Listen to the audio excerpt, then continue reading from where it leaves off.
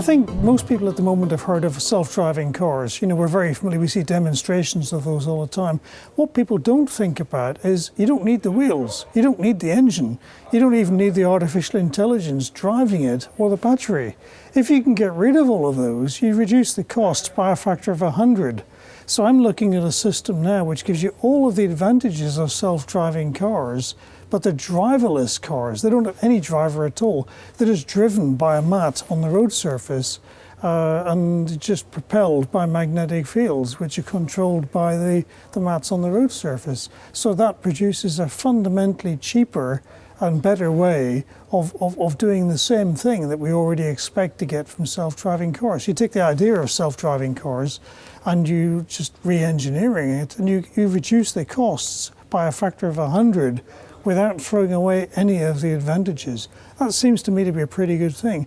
So if we look at self-driving cars today, typically people like Google say that a self-driving car will cost 30,000 euros or $30,000, the same sort of thing. You could make a fiberglass pod with a couple of metal strips on the bottom and a comfy seat. You could make that for 300 euros or $300. So it's 100 times cheaper than what the industry is currently planning to make. We can't make it quite yet, but we already know the materials will be available to do that in 5 to 10 years' time, and the costs will fall over the next 5 or 10 years. So within 20 years, that will probably dominate how we do these driverless cars. Now, the negative of that is you don't need the car industry. Anybody can make a fiberglass pod. It requires some sophisticated skills to make a self-driving car. So those companies that are expecting to keep in the future by making self-driving cars, they might not have any significant role in the far future. They could be wiped out. Technology is a very predictable field. I look at technology rather than social trends, for example, because social trends are difficult to predict, but technology it follows a very fixed path. You know, there's an engineering breakthrough which is based on a scientific breakthrough.